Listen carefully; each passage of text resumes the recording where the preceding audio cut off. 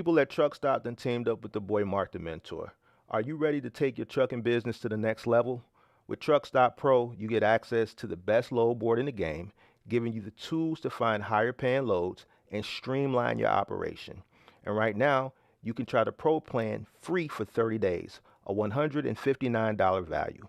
Click the link in the description to claim your free Pro plan and start making smarter moves for your trucking business today. Warning: the following content contains strong language and may not be suitable for children. This content is primarily for adults as this is a trucking channel and truckers have filthy mouths. Please don't tweak if I say viewer discretion is advised.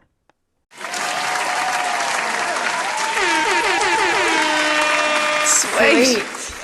What's up? Happy New Year. Happy New Year. How's everybody doing? Come on in, make sure you guys hit that like button, subscribe to the channel, turn on all post notifications.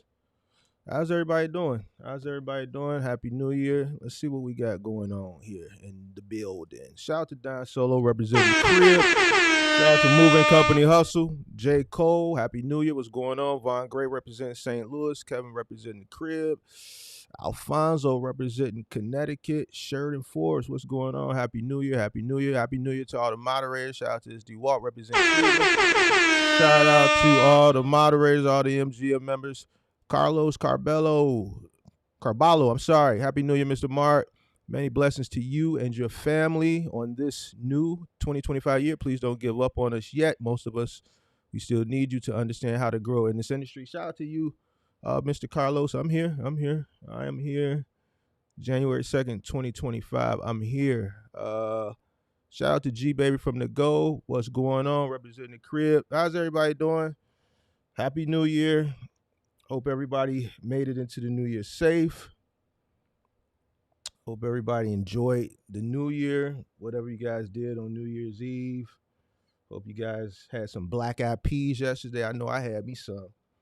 You know, black eyed peas, that's a go-to on New Year's Day. That's a dish that, you know, if you got the same type of upbringing as me, then you know what it is with them black eyed peas. I made sure I took something to go. How's everybody doing? Going into 2025, I want to start the year off right. I know I said I was going to stream yesterday, but I was out of it. And then there was a lot going on yesterday. Woke up to a lot of terrible things that had happened early that morning. So, yesterday just wasn't a good day to stream. It was kind of a gloomy day, based off of, the events that had happened.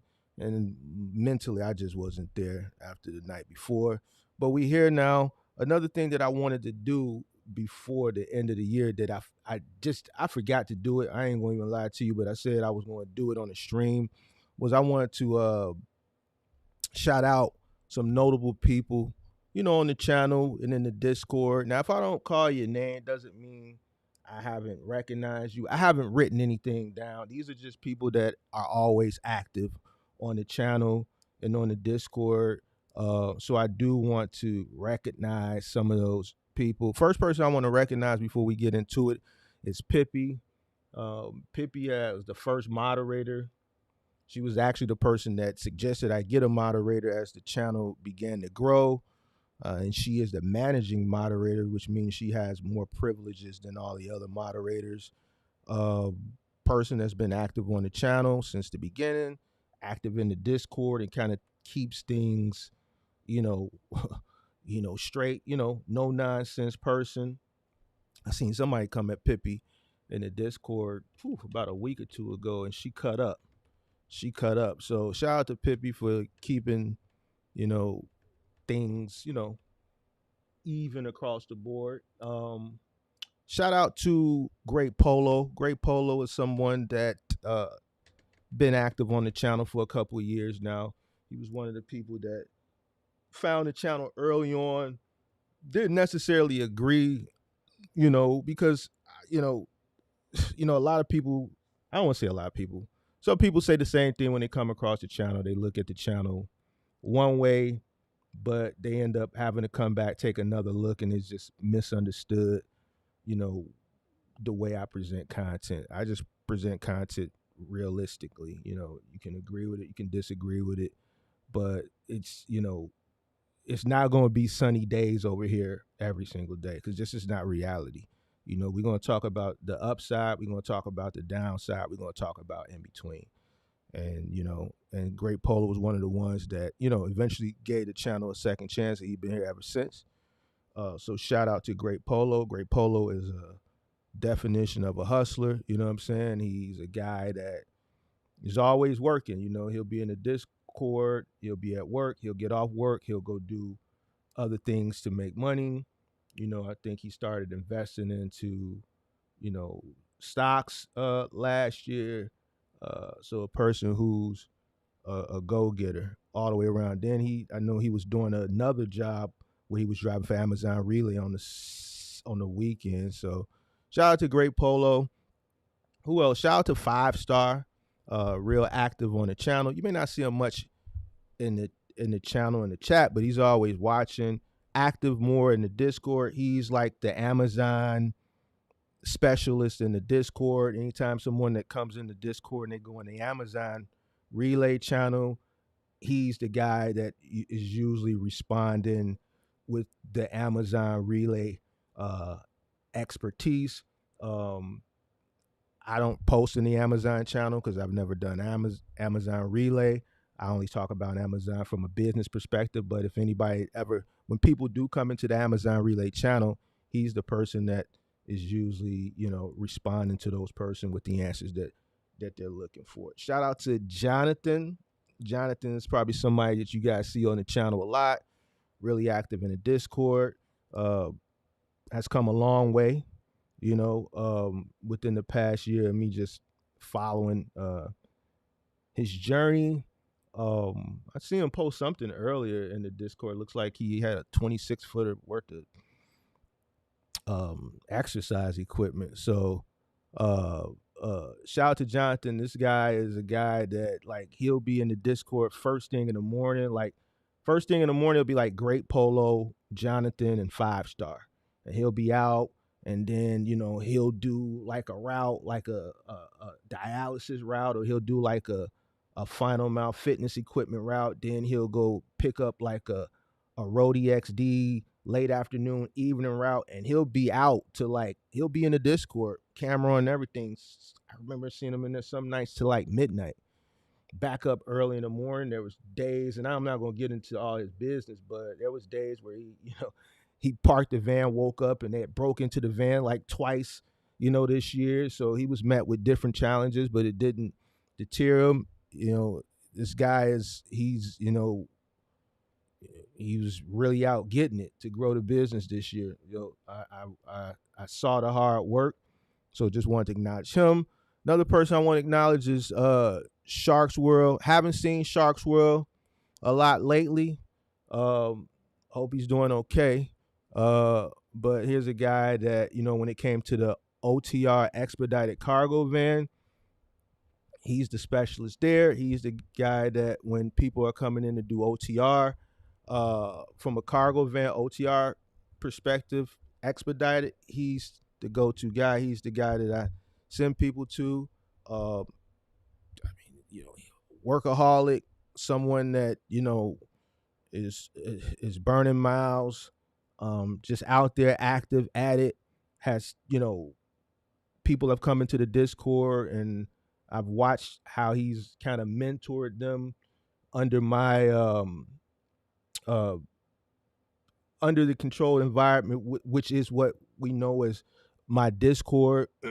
But he's mentored some people. There was a guy that came in, Rob, and he just kind of, with me telling Rob had a way he wanted to come into the business, which was a higher cost. So I kind of steered him out of the way he wanted to get in, and steered him into a more affordable way to come in with a lower cost, which will ultimately increase his profit margins. So I mentored him there, and then Shark kind of mentored him as far as the actual operation, as far as the brokers that he deals with doing expedited in a cargo van, radius, things of that nature. And he immediately hit success straight out the door, and we provided all this for free. Um, and he's out doing his thing now. So that was one example. So shout out to Shark. Shout out to Rich in Chicago. Rich is in Chicago. I think he's working on a contract now. Don't see him too much because I think he's out of market. But Rich is always in there, providing intellectual conversation and keeping the engagement going. One of the guys from the crib. So shout out to him. Who else I want to give a shout out to? Shout out to Transportation Boys. Transportation Boys was one of the knuckleheads that is active in the Discord. That I'm not gonna get into the our initial introduction when he came into the Discord, but if you was there, then you'll kind of remember. He was one of the guys that I guess he respects the platform and respects my advice to the point where he actually listened to me, and there were some things that I wasn't too fond of, that shouldn't have been going on, and he kind of changed his whole outlook and direction. I'm not gonna go into details. If you were there, you were there. But he's someone that's active. Who else do I see a lot? Shout out to St. Louis. I see him a lot in the Discord. Um, who else? Who else? Who else? Who else? Who else? Who else? Who else? Who else? Who else? I just want to make sure I get all the people that I need to recognize that are just always active. Shout out to Kelvin. He's in the Discord a lot. I'm just covering. If I don't call your name, I'm just talking to people that I just know that have been active the whole year. Isty Walk, another one. Cargo Van, been following the channel for pretty much almost since the beginning. One of those ride or die type of guys. I actually met Isty Walk maybe a year and a half ago. He's one of the guys that came to the city and DM'd me, and I met up with him and his son, and I invited him out to dinner, and we sat down, we ate good, and we just talked. But he's been following the channel for a couple of years now, very active on both the channel and in the Discord. So shout out to him. Who else? Who else? Who else? Who else? I want to make sure I get everybody. There's a lot of new people that I've been seeing recently. Shout out to you. I'm just talking. I'm speaking. I'm just acknowledging the people that I've seen for the whole year. You know what I'm saying? Like I said, I didn't write none of this down. J. Cole, I've been seeing for a while. Not too much active in the Discord, but active on the channel for the past at least 2 years. So shout out to J. Cole. If I didn't mention you, then I'm sorry because this is off the cusp. I meant to write it down, but I forgot. So I just want to make sure I get this out the way. I appreciate everybody that follows the channel, both people who are here for positive reasons, people that aren't here for positive reasons. Appreciate you too. Like I don't, it is what it is, but gonna do the same thing we was doing last year, gonna just keep putting out content, probably more in volume. Um as we kind of navigate our way through this thing, it becomes easier because we have systems in place now, which kind of make things a little bit easier, and we can pump out more for you for your edutainment. All right. So today I want to talk about competition and why it's important in business. It's important in any business. I think it's extremely important in this business. I think it's something that people that come into this business neglect. I had a conversation with someone a couple of days ago on the channel. It was a live stream, something that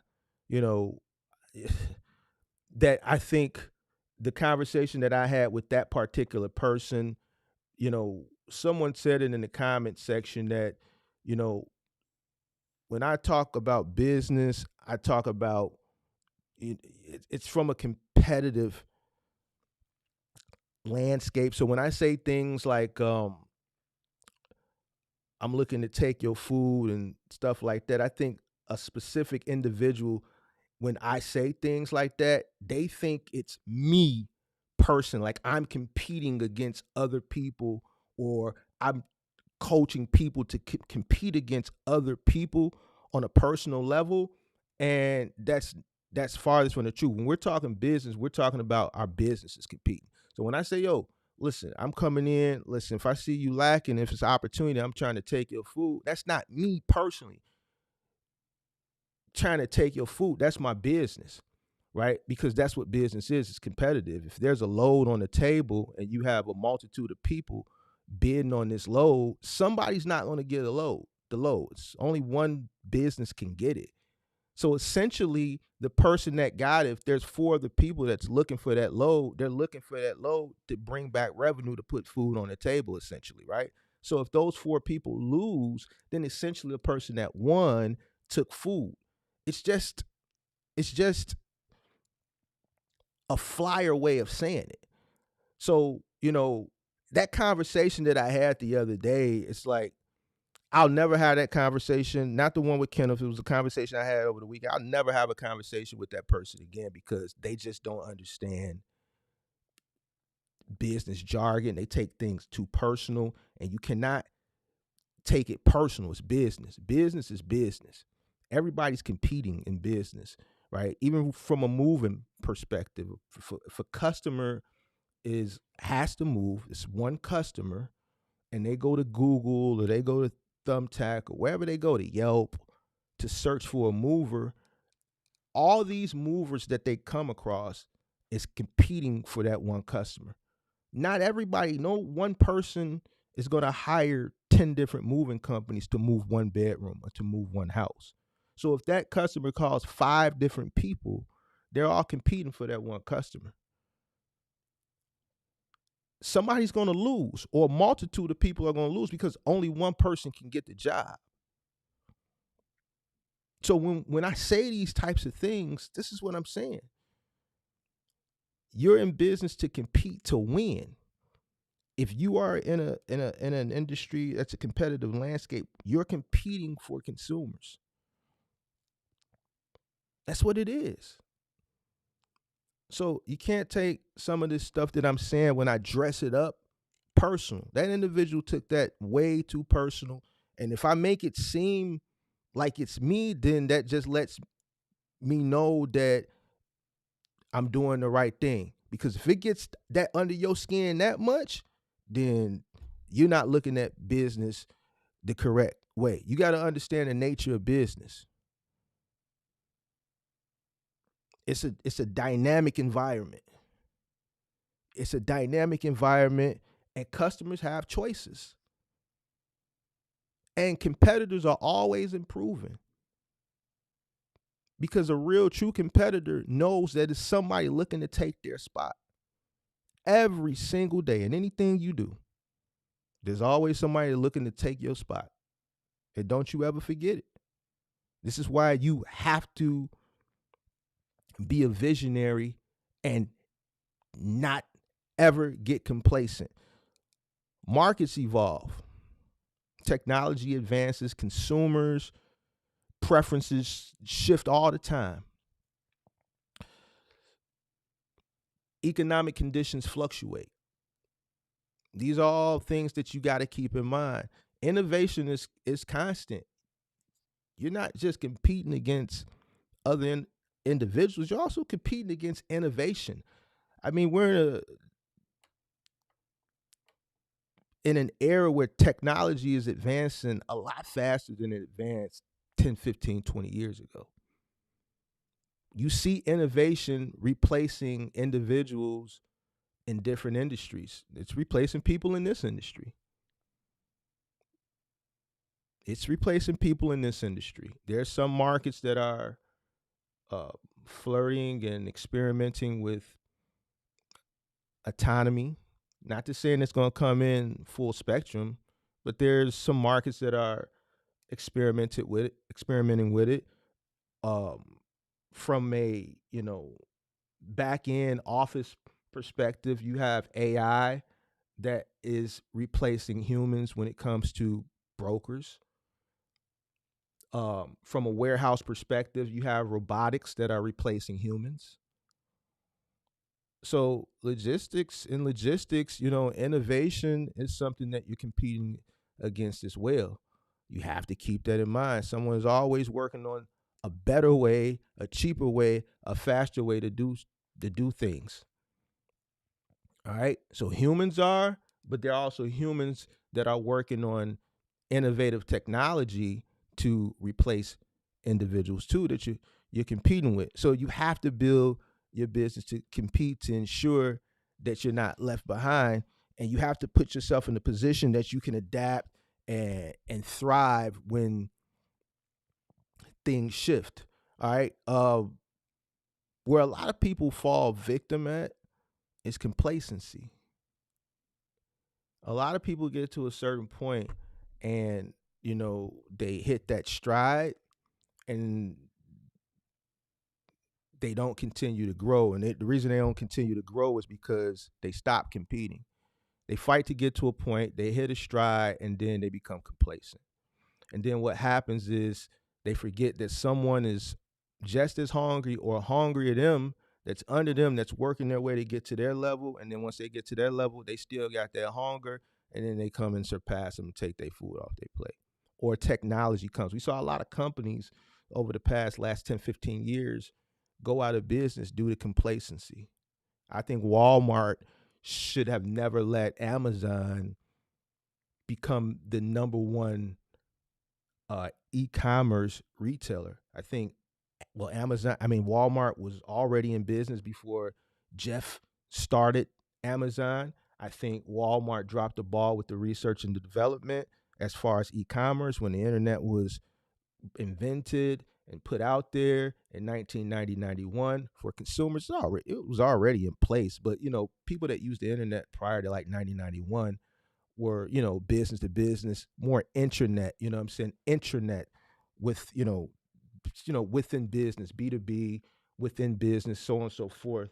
But when it became open to the public like 1991 with the World Wide Web, I think that's when Walmart should have really been investing into research and development and having, these smart people that they could afford at that time look into the future and understand that this would be the new wave. I think they probably did, but they just didn't believe it. If you go back and you look at, you know, articles and do research from that time period, a lot of people laughed at, what Bill Gates and some of these early visionaries that were in tech at that time were saying what we're living through now. They were talking about it then, and they got laughed at. Nah, no way, no one. People are just gonna buy things from home. People want to go out. They want to touch things. They want to feel things. Nobody's gonna buy a mattress without sitting on it and seeing how soft it was. People just didn't believe it. So they shunned it, and that was a lot of big box retailers, and that's why they're not here today. Walmart is doing good because they have a strong hold as far as brick and mortars is concerned, right? So they have that footprint, but they're behind Amazon. They should have been the leader in that space. They dropped the ball on that. Why? Because they just dropped the ball. I don't know why. I don't know why they dropped the ball, but here's the thing. Jeff was coming up and he saw the vision. We can talk about it now in hindsight because we lived through it. We saw how it started with just as books, and then just because of how it just blossomed, um, just very early on. Just the light bulb just popped up in his head. Well, shit, if we can sell books at this magnitude, we can sell everything. So it went from just books to the everything store. Shit, we done put Borders out of business. We done put Barnes and Nobles out of business. We can sell everything. And that's what he did. And he became the largest e-commerce retailer. He put a lot of big box retailers out of business. Look how many big box retailers have announced they're going out of business this year. Party City is gone. Why? Because people are buying balloons and stuff like that on Amazon. I found you can blow up balloons at the dollar store. I didn't know that. You know what I'm saying? Advanced Auto Parts is finna leave. Sears is closing the last of their final stores. I think a bunch of other stores are going. The indoor mall is about to be non-existent. All due, Amazon is playing a huge role in that. He came into business with competition on his mind. When he decided that he wanted to expand from books into everything, one of the main contributing factors for him to do that, he had to have competition in his mind. He had to. Competition isn't going to stop. So you shouldn't become complacent in anything you do. Whatever you set your mind to do um, for business, you should never come complacent, especially when you see some levels of success. Because then that's when people are really going to start aiming at you. Because they're going to want what you got. They're going to see the fruits of the labor. See, sometimes people don't believe it. When everybody's starting here, you see that there's that camaraderie there when everybody's at the bottom. But then there's always someone who's going to work harder than the next person. And then you're going to start seeing them get ahead of the pack. All right. Once they get ahead of the pack, things start to happen. You're going to have some people that are going to root for you that started with you that's still down here. You're going to have some people that turn against you. All right. But what both people are going to see is that, you know what? If we put in the effort, it can happen because they saw it happen with someone else that started right where they started. And then it's going to spark somebody that's down here to start chasing that person. This is why you can't get complacent here. You got to keep striving. You got to keep going. Because there's someone that's going to be able, there's someone that's shooting at you to take what you got. Customers' expectations rise as well. What satisfies a customer today may not satisfy them tomorrow. We've seen that recently. We've seen consumer buying behavior not only shift on, just on the volume that they buy, we've seen it shift on the things that they buy as well. You have to stay ahead of what consumers need. A consumer has no loyalty to you, none whatsoever. None whatsoever. In any industry, you could look at it, consumers, their behavior shifts all the time. All the time. And it's your job to stay ahead. You have to keep that competitive edge. Let's talk about building a competitive edge. I got a poll in the chat. What's the key to building a competitive business? So far, we got 14% that says operational excellence. We got 10% that says customer focus. 47% says adaptability to change. 29% says innovation to growth. All right, make sure you guys hit the like button, subscribe to the channel, turn on post notifications. So make sure you guys vote in that poll, and then I'll tell you what the answer is at the beginning. All right, let's talk about building a competitive edge. Why is this on my screen? Let me move this up here. Let's talk about building a competitive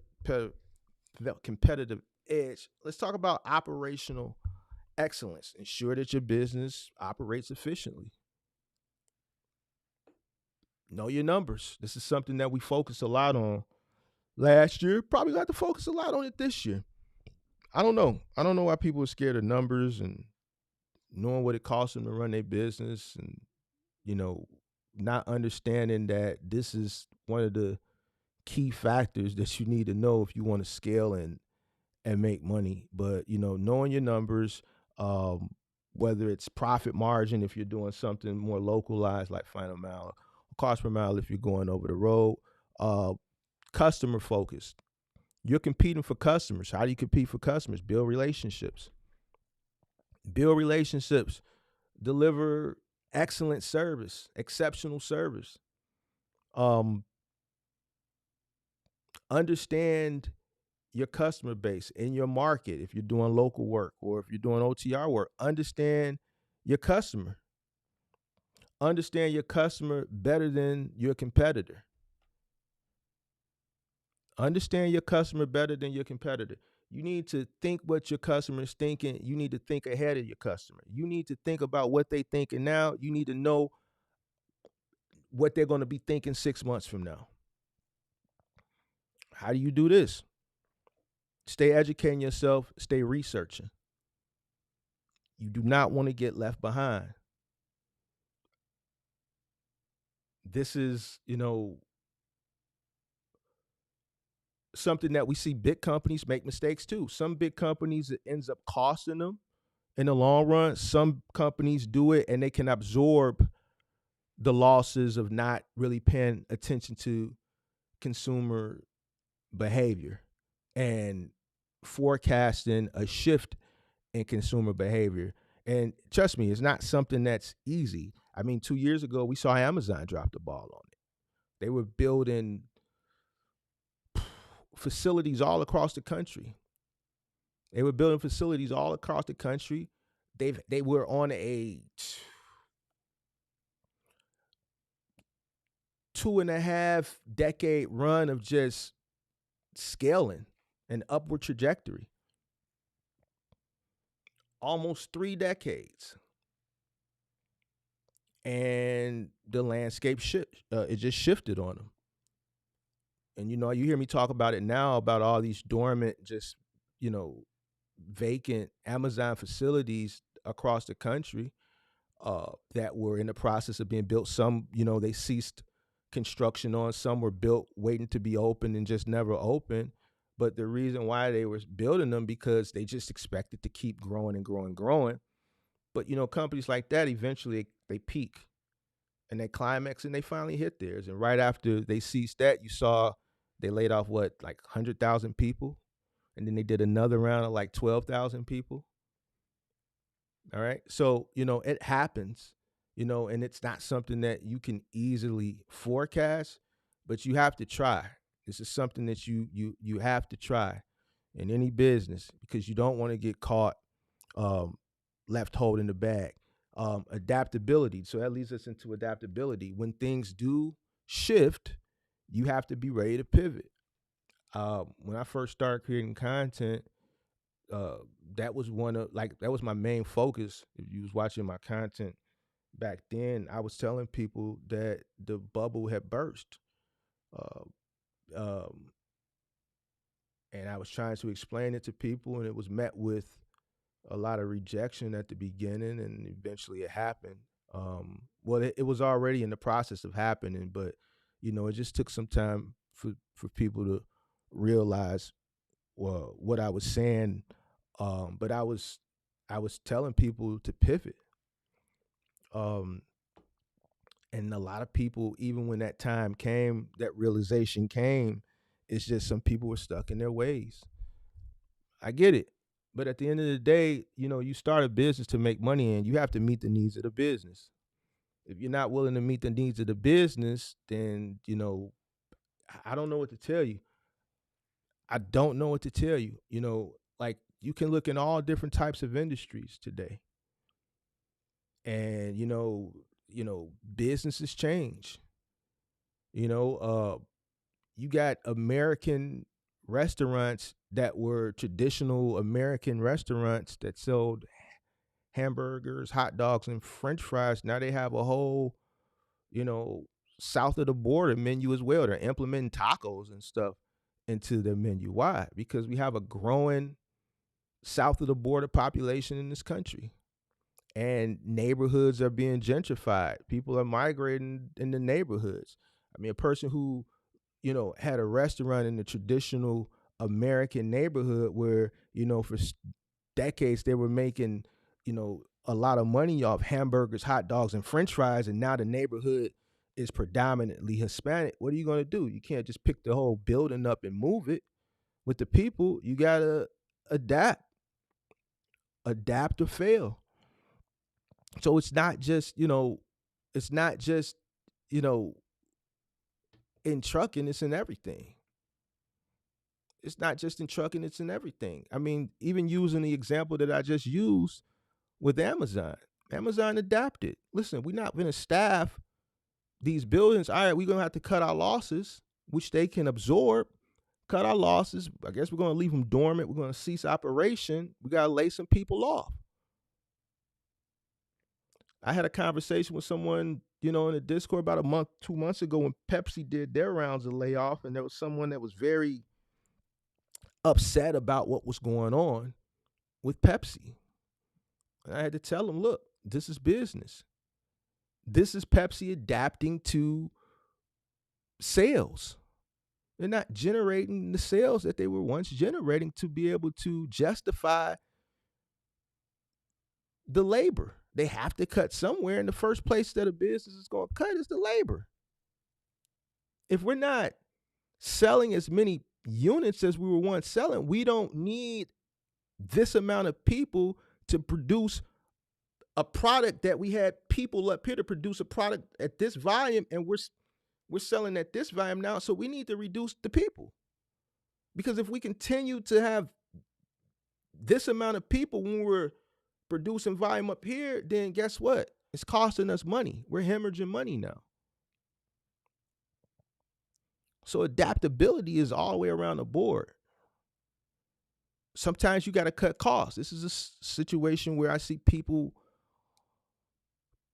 don't understand either. I'll tell a person, they'll come to me and they'll lay out everything on the table, and I'll tell them, well, no, you don't got to go out of business. You scale too quick. You can't afford to run where you're running. You need to cut. You're running 4 rental trucks. You got one sitting. You got, 3 other drivers, and you really don't have an idea what you're doing. You need to scale down to 1 truck. You're losing money because you don't really have an understanding of 1 truck. Not get out of the business. Scale down to 1 truck. Cut your cost. Focus on the 1 truck, so that you can compete. I think people think competition, it's not always, how many trucks you have, in volume, or, thinking from like a perspective of like Amazon, oh, the bigger, it's not always like that. It's not always like that, but you have to be ready to pivot. And when new opportunities arise, or, challenges emerge, you have to be agile and, pivot, and you have to be ready to pivot. In 2022, a lot of people wasn't ready to pivot. It just wasn't, for whatever reason. They didn't have the capital, because they, you know, just were not lean. They didn't understand CPM, or they just didn't do what they were supposed to do with the money when the volume was high and the rates were high. You had some people that just weren't willing to, transition into something that would require them to be more hands-on. Like I used to tell people, yo, do the moving thing. Do final mile. Shit, do curbside. The whole no touch thing in Amazon was where everybody was going during that time. And it just did, it was just hard for some people. They were just sold on no touch. But anybody that knows, that's a vet in this industry, knows that the more specialized you go, the more money you make. The less work you do, the less money you make. But you just have some people that just didn't want to pivot. They didn't want to use a pallet jack. It was people that, as simple as, they didn't even want to use their pallet jack. And unfortunately, due to them not wanting to meet the needs of the business and shifting and not being adaptable, it led to their demise. So, competing doesn't, just mean, undercutting your rivals on price. I want to get into, creating a value for the customer. Competing when it comes to customers is delivering the best value. I always talk about problem solving. Understand your customer's problem. Understand their pain points, which is normally delivering the best value. And value is a range of things: cost, service, so on, so forth. Solve their problems. That's why I always say, you have to be a good problem solver. It's not just from within your business when problems arise, but you have to solve the problems of the customer. This is going to allow you to compete better. A lot of the visionaries that become billionaires very quickly in today's society are people who are looking to solve problems, right? So if you look at, Elon Musk, he's looking to solve problems. This is what keeps him the richest person in the world. He's looking to make life easier and solve problems. Right now, we're not talking about think like Elon, because not everybody is a genius, but try to figure out the problems that exist that have not been solved in our industry. There's a lot of problems, and it may be a problem that has already been solved, but it may not have been solved in your market, or it may not have been solved in the particular, let's say, domicile that you're working with Amazon Relay, or the particular 3PL that you're working. What are the problems? Where do you see the dispatchers complaining about the most, or the operations supervisor complaining about the most? This gives you a leg up on the competition, solving problems, understanding customers better than your competition, and provide the solutions that your competitors can't. From a service perspective, from a cost perspective. This is why I always say you got to always find ways to keep your costs as low as possible. Always be looking. There's going to be times where you're at the lowest for that particular time. But hey, guess what? Your insurance gets renewed every year. Just don't renew it, man. Broker, tell your broker, look, shop me every year. Just don't renew me. Shop me every year. I always want to look for ways to keep my costs down. Why? Because this is going to give me the competitive edge. Everybody's so hung up on charging the most. And listen, the biggest companies always found ways to keep costs affordable and to outcompete their competitors by offering competitive rates. I hear people say, man, my time is worth this, and my time.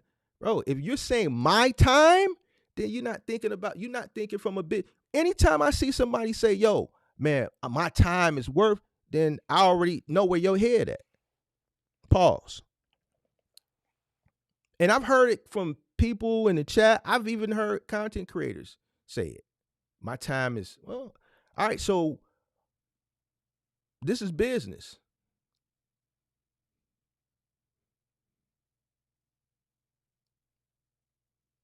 This is business.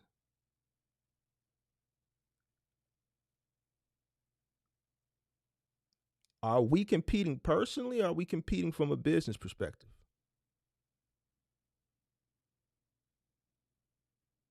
So, you gotta, value. If I can provide a better service than you at a more affordable price than you, what's going to happen in the long term? The word is going to spread. So now I'm going to be out competing you because everybody's going to come to me, because my service is better than yours and I'm cheaper than you, all while being profitable. I don't understand why people miss that, but a lot of people I hear in this industry do. I've seen it, throughout the course of just, last year in 2024 creating content. I heard a lot of me, my, and I didn't hear a lot of my business. My time is worth this, bro. And I always tell people, well, here's the thing. Once you know your cost, now you know how you can compete. A person would be upset with me for certain things that I'd be willing to do at a fraction of cost and what they're willing to do, because I'm not looking at things from a personal perspective. I'm looking at things from a business perspective, because I want my business to get the work. I take me out of the equation. My personal time doesn't matter. I'm looking to build a business, and I want to get as many customers as possible. The more customers I have, the better. Why? Because the more we can scale, the more money we'll make because we're going to make the money in volume. The less people I'm going to have to worry about is because the more people we get, I'm eliminating my competition. Yeah, there's always be new people popping up, but I'm going to be knocking them off.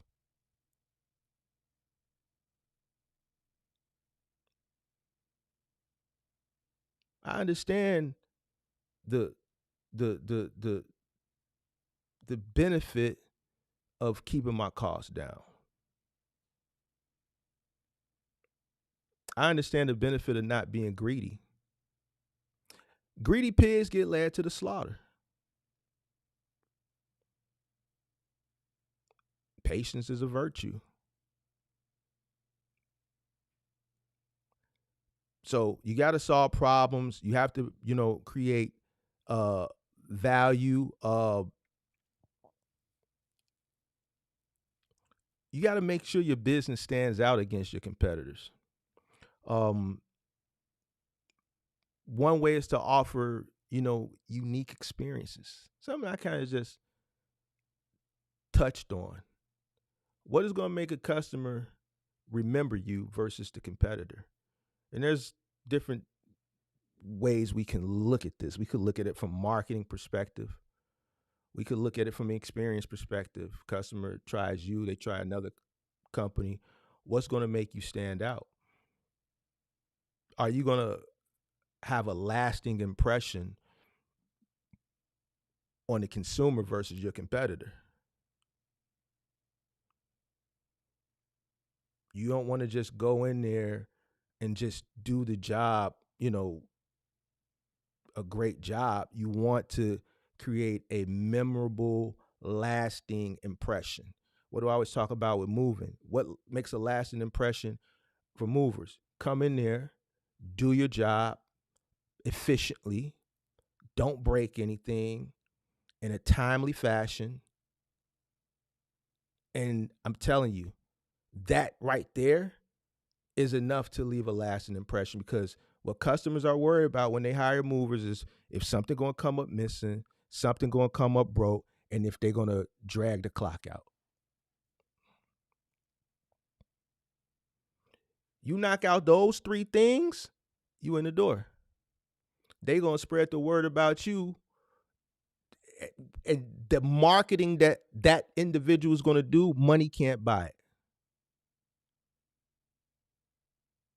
You don't have to worry about any competitors now from that customer. They're going to tell their colleagues, they're going to tell their friends, their families, everybody in their network going to come to you. You just eliminated all your competition. They're not going to even look. Even if you go up on your price year after year after year, those variables mean a lot. No one wants anything missing. Nobody wants anything broken.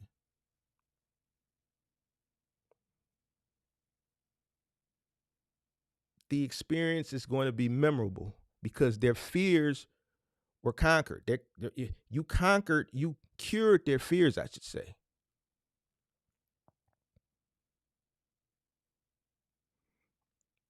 So you have to offer a unique experience. Middle mile, brokers, dealing with brokers. A lot of, the whole thing with that, like from the communication, I think the communication, that's the first point of contact for a lot of these middle mile guys. And what a lot of these middle mile guys don't understand is communication is key. The way you talk, your vernacular, the way you present yourself. I think that's what hurts a lot of people. I just don't talk about it that much. Why? Because I know if I do, it's that's one of them things where like it's just certain, you got to know when to turn some things on and when to turn some things off. The way I'm going to talk to my friends, or the way you may hear me talk sometimes on these streams, trust me, when I'm doing business and a person pick up their phone, just the way they say hello, I already know where I need to go with it. It's always going to be professional, but I need to know how I need to turn it up. Do I need to turn it up to a 10 or do I need to will an 8 suffice?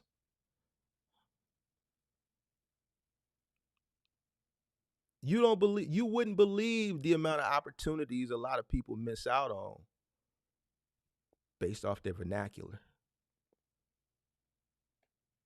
So when I hear a lot of people saying, "Man, want no brokers work with them," in the back of my head, I be like, "Why?"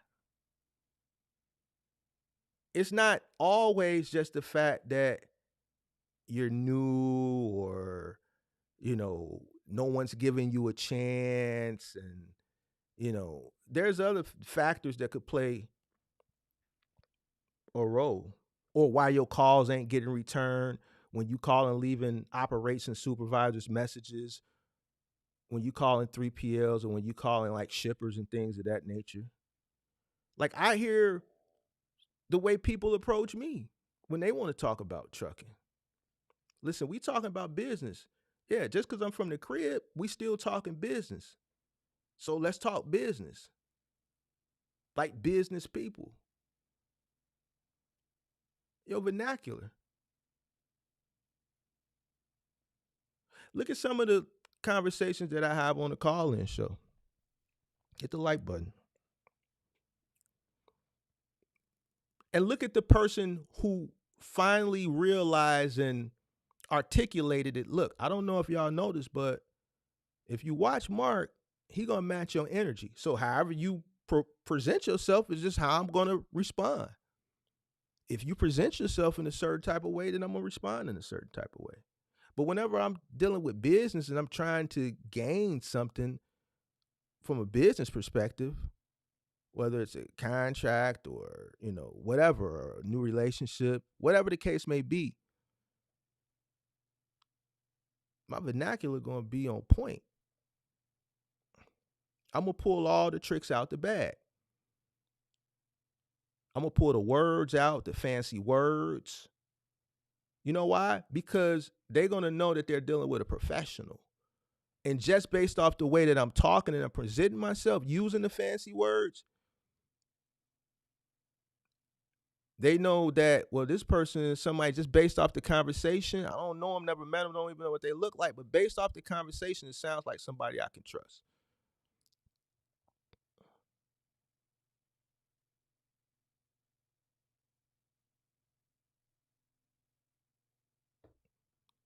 Now, if you pay attention to the competition in this landscape,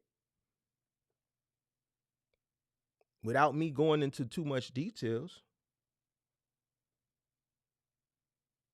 do you hear a lot of articulancy?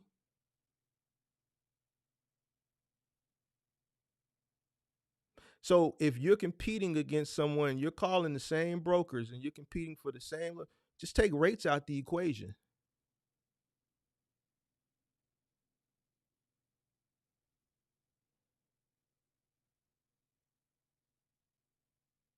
Some people don't know how to turn it on and turn it off.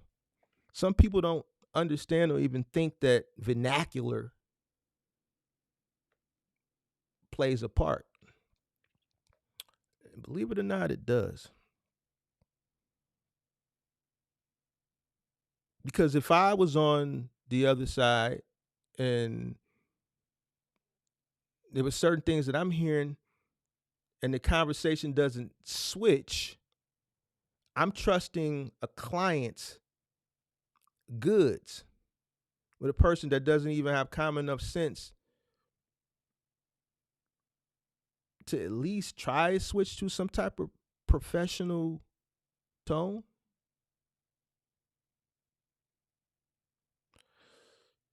Just something to think about. You know what I'm saying? We're talking about competition and how to compete. You know, you got to compete not not just necessarily to win, but you also have to compete to grow your business as well, both personally and professionally, right? Both personally and professionally. Uh, And you have to embrace the competition. Like I embrace competition, right? Because I'm the type of person, I said it the other day, I'm the type of person that competition just turns me up. It turns me up. I'm a person that's just probably just best just left alone. Like if you want to compete with me and try to keep it somewhat level, probably just leave me alone. But if you poke at me, I'm going. Just the type of person I am. But I think everybody should be like that in business. You should embrace the competition and use it as a motivator to get you to turn up. I embrace it. It should be something used to help you sharpen your skills and refine your strategies and expand your horizons. Like I always want to stay ahead. I don't want to get left behind. I don't want to get surpassed. You fight to get to a spot in business. You want to stay. You want to stay there. And sometimes competition can be healthy. But you want to be the person that it drives to maximum capacity. And I'm just one of those types of people. And I think everybody who's serious about business should be that type of person. I think you should face your challenges, overcome them, and you know, you know, use these challenges to build confidence. This is something I was telling Kenneth the other day when we was talking towards the end of that live stream. You have to face your challenges head on. Uh, if you are growing your business, you have to attract people that have somewhat of a mindset that you have. Somewhat. You're never going to find anybody that is going to go above and beyond for your business like you, but you have to attract the top talent. The top talent is going to also help you compete. You need people that are willing to work with you to win. If they're working for you, but they're working against you, counting your pockets, hating on you, which is going to come too, depending on how big you get. Those are the type of people you got to find a way to weed out, because what they're going to do is ultimately lower the morale within your business. So you kind of want to weed those people out and always be on the hunt to attract top talent, especially when you're growing and you're scaling, because you have to have people that are willing and want to work for your business, that are ambitious, that are innovative, and that are also competitive.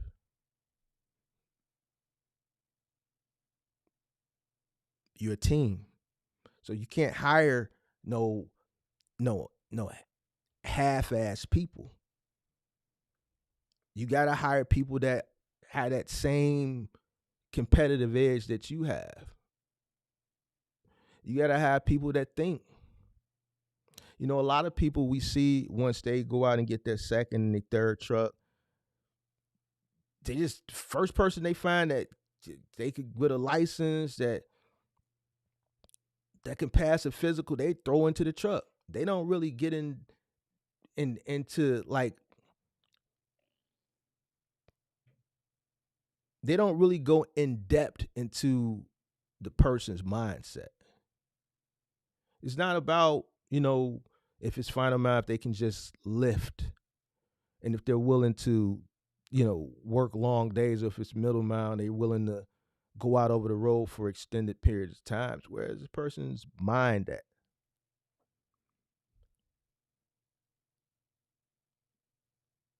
Is this a person that is doing it, just because they want to make money? Is this person doing it because they want to make money and they ultimately want to win? Is this a person that, you can see growing within the company and helping the company grow? And as the company grows, you can, you know, award them with better positions and more pay. If this is a person that's just looking to come get a check to, and they're going to be complacent with just driving or lifting, something that you got to think about. And I'm not saying there's nothing wrong with that.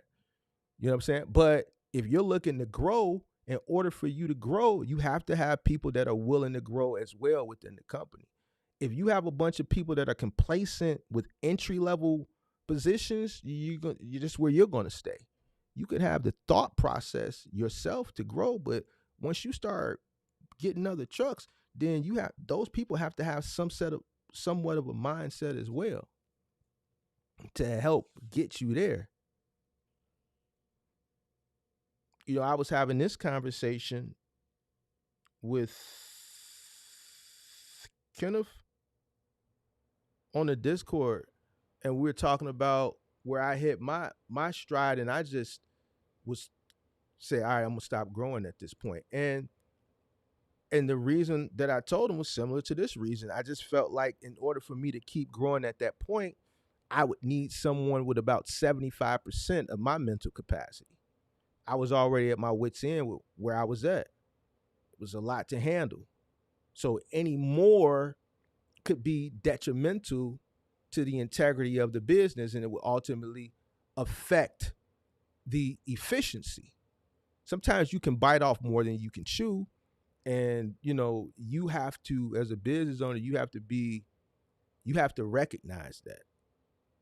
You know what I'm saying? So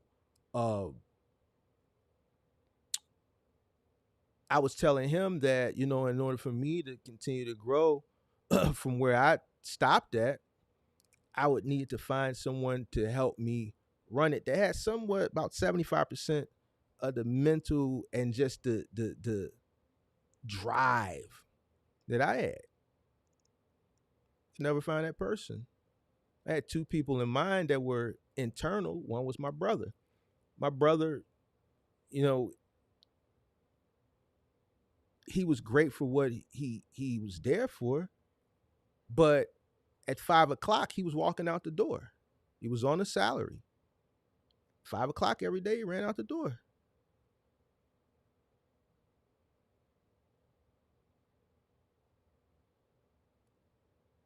So that's not a person who's willing to stay late and work on things that need to be worked on. There's always things to do. There's always things that can be done. But a person who's going to at least give me at least 75% is a person that's going to be willing to stay late and come early. Especially if I'm giving up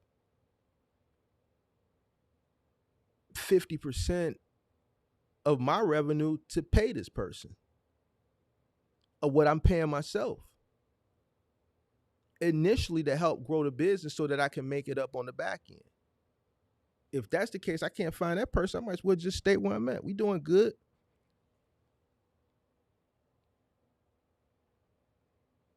So you have to find people that are willing to compete as well. Now, what happens if you don't compete? Right? Because goes back to the conversation that I was having with the guy Saturday. And I think he got a lot of things misconstrued based on what he's saying. Man, you saying you gonna come and do this? And no, I'm not saying I'm gonna do it, but I build a business to do that. It's not me, it's the business, right? If you don't compete, you're gonna lose customers. Because guess what? Just because you don't want to compete, don't mean everybody else ain't competing. So by you not throwing your hat in the competition pool, you pretty much forfeiting. And in a matter of time, you're gonna be out the game. What you won't do or what you not willing to fight for, somebody else is gonna fight for it. And the customers are gonna see them and they're gonna go for them. You want to be stagnant. You don't want to stay ahead of innovation. You don't want to innovate. You don't want to grow. You don't want to compete. You don't want to keep your costs down or find ways to lower your costs. You don't want to change your rates. Maybe take a smaller profit margin so that you can increase your volume. And guess what? It's always someone that's looking to compete. It's somebody out there that's willing to make 1%. And I know there's people that, no, ain't nobody going to do that. And that's far from the truth. Some of your mega companies are operating on 1-2% margins. Some of your biggest restaurants are operating on 1-2% margins. and doing it successfully. So what you don't believe or what you don't think someone else will do it, I hate to be the bearer of bad news. There absolutely positively someone that will. There could be someone that could be coming into the industry with a bag of money that's willing to operate at a loss for 3 to 4 years to take up a large percent of the market share and get you up out the way, you and a bunch of other people. And they have the money to operate for 4 or 5 years at a loss to get you up out the way. And then once they capture a large portion of the market share, then they'll increase their prices. See, it's his business.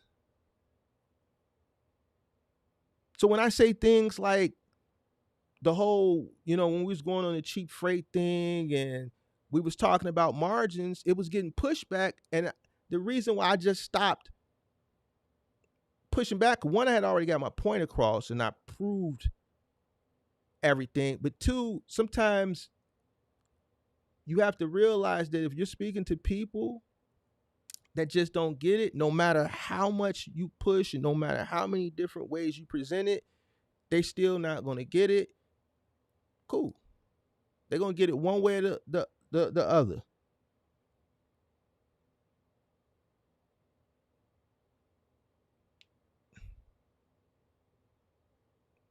If I wanted to start a box truck business from scratch now and I wanted to come in, let's say, into a 3PL and I wanted to capture a large percentage of a particular dock as a master contractor, and I know I'm playing with a bag of money, I've done my research, I have my business plan, I could come in and work on small margins.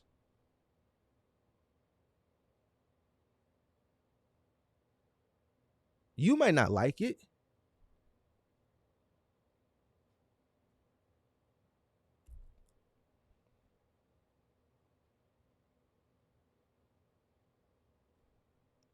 It's business. It's not personal, it's business. I just understand it better than you. I'm not greedy. I'm not thirsty to turn over a profit right away. Our resources are different. I'm coming in with the intention to get rid of you. I'm coming in with the intentions to get as rid of many of you as possible and put the 3PL in the chokehold that they need me.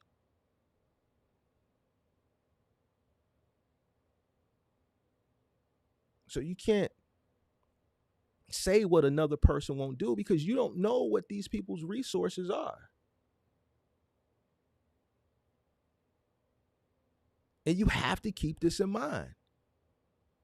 So it means you have to compete.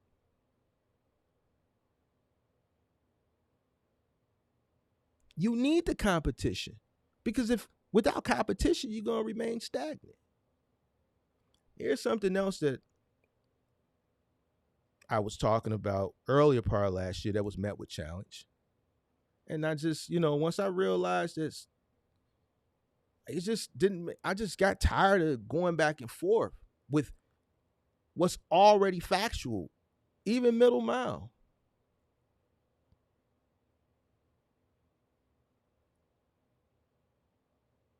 Imagine if things were even across the board. Why did the government deregulate it? To increase competition, to keep costs down. And guess what? You got people scrambling, doing everything they can to keep their costs down and so that they can remain in business. That competition is making you work.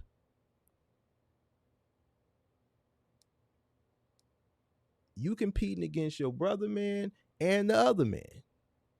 You competing against the guy who can operate cheaper than you.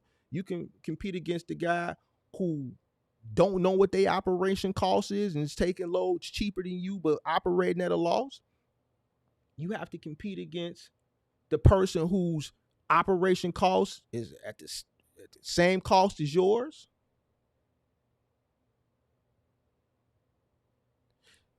You competing with the still the overflow of people that came in during the pandemic. So there's more people to compete against because of a specific economical event.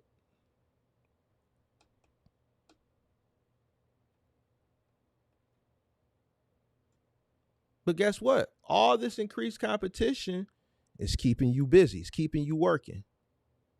It's keeping you staying sharp. The good business owners. It's keeping you sharp. It's keeping you on your toes.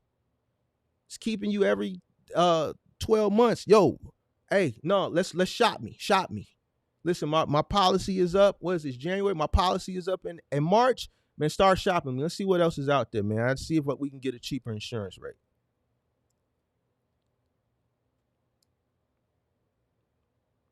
You know what? Man, you know what? The gas buddy say, man, 2 more miles down, it's a diesel station down there, and the diesel is about 10 cents a gallon cheaper. I got to fill up anyway, so that 10 cent, that shit going, that's going, it's going to make a difference.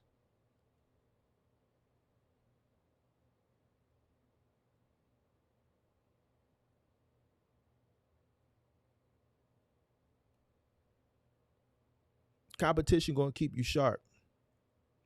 Now, competing ethically.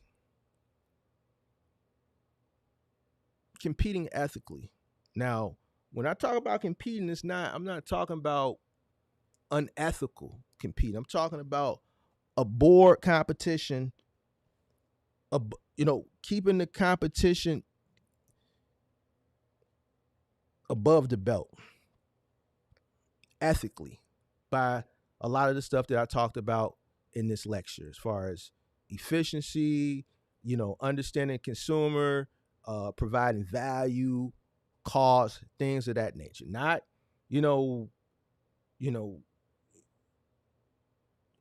you know, slicing somebody's tires or putting sugar in their tank.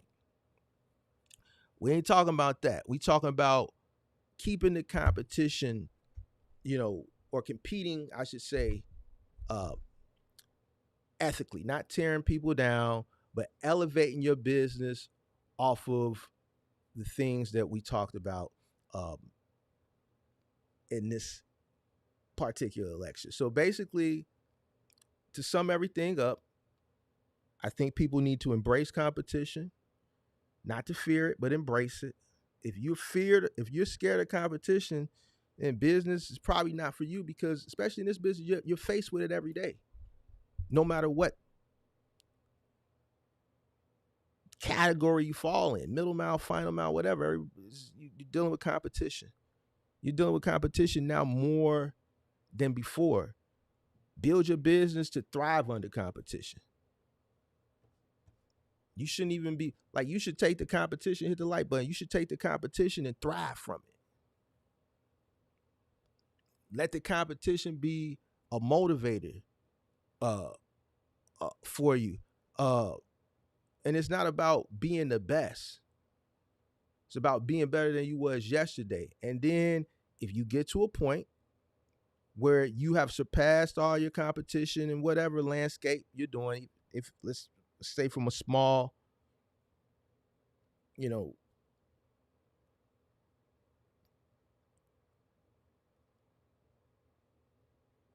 just keep in mind that there's still that's looking to get what you got. They're still going to be competing against you to get up to where you got and take what you got, but also compete with yourself. So wherever you were at yesterday, try to be better the next day. Like, I'm always competing with myself. I'm always striving to do better, right? You can't get complacent. You got to compete with yourself too in everything you do. So, you read 30 minutes a day, try to read 45 minutes a day. If you scaled one truck last year, say this year, and you did it successfully, you got two trucks, say, all right, well, this year I want to scale, I want to pick up two trucks this year. We need to pick up one uh, before halfway through the year. We need to pick up one before quarter 3, and then we need to pick up one before the end of quarter 4. If you netted $100,000 last year, figure out a way to net 150 this year. What do you need to do to increase your revenue so that you can increase your net? What can you do to lower your costs? What can you do to acquire more customers? What can you do to decrease the cost of customer acquisition? If you're calculating customer acquisition into your cost. So these are ways that you compete with yourself as well. A lot of people don't compete with themselves. A lot of people just go home and go to bed and get up and do it again the next day. And then something happens and the economy, consumer behavior shifts, the economy shifts, and then you wonder what happened. Then you complaining and stuff. You ain't been competing with yourself. You got to a certain point, things were going good, you got complacent, and you allow somebody to come take your food. So you need to compete with yourself every single day. Every single day you need to be figuring out ways to make your business better. Not just your business, but you as well. The better you become, the better your business is going to become. Because if you become better, then you're working diligently in your business, and that's going to be a direct reflection.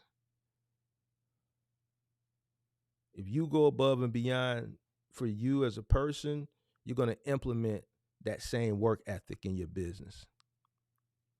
You have to be a obsessive person when it comes to your business. You have to be obsessed with it. If you want to win, you got to be obsessed with it, especially at the beginning. Listen, I've spent more time, I ain't bullshitting with you. In the past 2 years, I've spent more time here in 2 years than I spent in the 10 years that I've been here. It's never here. Never here. There's some days I didn't even come home. I swear to God.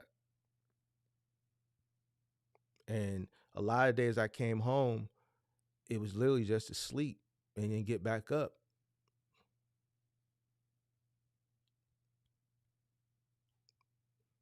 Why? Obsession. It's not easy being a small business owner, especially at scale. Um, it requires a lot of time. It requires a lot of commitment. And, this is just one of those things where, I, I get backlash too as far as the priorities of, God, the business, and then I just say everything else. But a lot of people realize that, once you step into the arena of being your own business owner, the business's success all depends on the effort that you put into it. So you put minimal effort, you're going to get minimal success. You put in maximum effort, you'll get maximum success. You put in obsession effort, I'm telling you, it's going to be, it's like different. The person that's putting in maximum effort versus a person that's obsessed, you would think maximum is good. Look at a person that's obsessed.